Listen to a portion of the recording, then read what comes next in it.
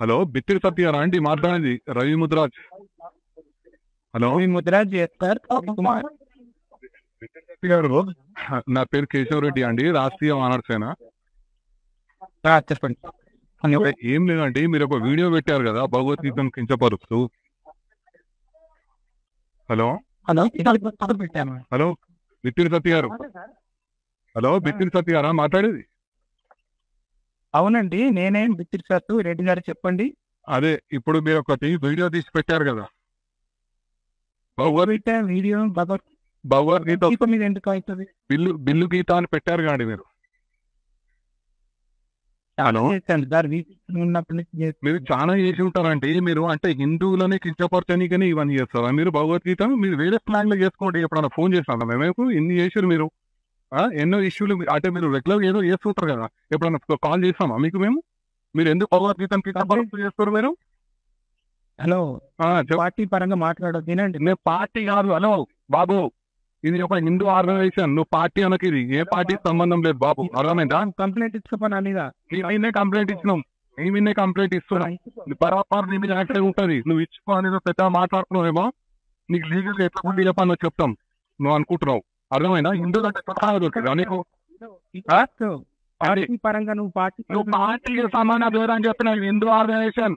నువ్వు హిందువులను కించపరుస్తున్నావు, భగవద్గీతను కించపరుస్తున్నావు. నువ్వు అర్థమైందా? ఎవరిని మరి నువ్వు అయితే నేనే నువ్వు హిందూ నీ జనాలే. నువ్వు ఎట్లా కించపరిచినావు? నువ్వు నన్ను అడుగుతున్నావు. నువ్వెందుకు అట్లా చేస్తావు? ఏమంటే నీకు చెప్పిచేయాలా అంటున్నా? నాకు చెప్పి చేయాలి కాదు, హిందూ సమాజాన్ని కించపరిచే విధంగా నువ్వు చేయాల్సిన అవసరం లేదు. అంటున్నా, నీకు చెప్పి చేయాలన్నా అని ఏదో నువ్వు ఎదురు మాటలు మాట్లాడేది ఏమన్నది? ఏంటి కించపరిచింది ఎవరిని? పెళ్లి గీత అంటే నువ్వు భగవద్గీతను కించపరుస్తావా? నువ్వు భగవద్గీతను పెళ్లి గీత అని ఎట్లా పెట్టావు? నువ్వు నాకు చెప్పు. నువ్వు హిందూ అని నువ్వు మాట్లాడుతున్నావు కదా, నేను హిందూ దారా అని నువ్వు అంటున్నావు కదా. పది నువ్వు ఎట్లా పెట్టావు చెప్పు.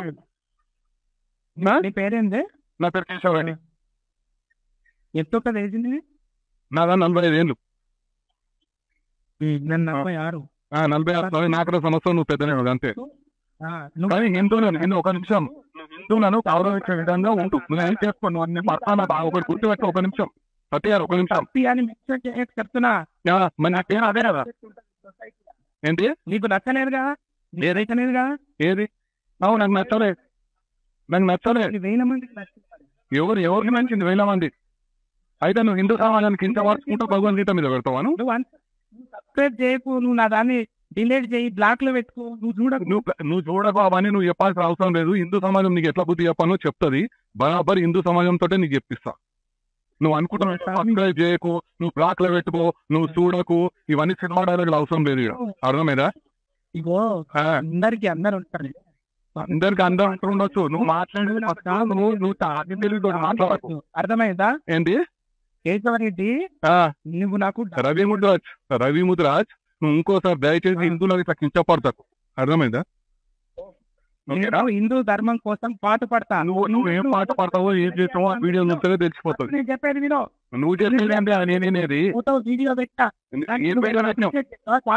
నాకేమన్నా ఎందుకు వస్తారు? చాలా ఎందుకు వస్తారు? ఏం కించపరచుకుంటా నీకు చాలా చెప్తాను. ఇంకా మాట్లాడుతున్నాను. ప్రచారం చేసినప్పుడు నీ బాధ్యత కదా. నేను ప్రచారం చేస్తాను, ఏం ప్రచారం చేస్తాను? ఎందుకు కించపరచుకుంటా నీకు వస్తారు? ఏంటి నీకు ఎందుకు కించపరచుకుంటే ఇక నీకు చాలా తప్పాలా? నువ్వు చేసేది ఇంకా నేను ఒక సుఖమైన పని అని చెప్పి నీకు చాలా తప్పాలి. చెప్పినట్టు రాస్తున్నది ఏంటి? నువ్వు నేను శ్లోకాలు పాడతా, నువ్వు ధర్మం హిందువులు ఉన్నావు కదా, నువ్వు ఒక శ్లోకం పాడతా. నీకు అవసరం నాకు లేదు. ఏదో కించపరచుకుంటా నువ్వు మాట్లాడి ఏదో ధర్మం అని ఏదో డైలాగులు అవసరం లేదు. అర్థమైందా? నువ్వు హిందూ సమాజాన్ని క్షమాపణ చెప్పు. నువ్వు అర్థమైందా? నేను హిందువును, నేను శ్లోకాలు వాడతా, నువ్వు అదే శ్లోకాలు తిరిగి పాడుతున్నావు ముందలా. నువ్వు హిందూ పాడాల్సిన అవసరం లేదు మాకు. అర్థమైందా? నీకు ఇష్టం వచ్చినట్టు పాడాల్సిన అవసరం నాకు లేదు. లేకపోతే నీకు హిందూ సమాజం ఏ రకంగా బుద్ధి చెప్పాలో అట్లా చెప్తాం. న్యాయబద్ధంగా చట్టబద్ధంగా అన్ని రైట్ ఎదుర్కోగలరు. రైటా? పనివే లేవు హిందూ సమాజము. నువ్వు కూడా ఒక్కనివే లేవు. పెద్ద హిందూ నువ్వు ఫీల్ అవుతున్నట్టు నువ్వు కూడా ఏం ఫీల్ కాక అట్లా. అర్థమైందా? ఇప్పుడు పరామరిస్తాం సరే, పరాపర ప్రశ్నిస్తాం. అర్థమైందా? బరాబరి ఎదుర్కోమన్నా ఎదుర్కో రైట్ ఎదుర్కో.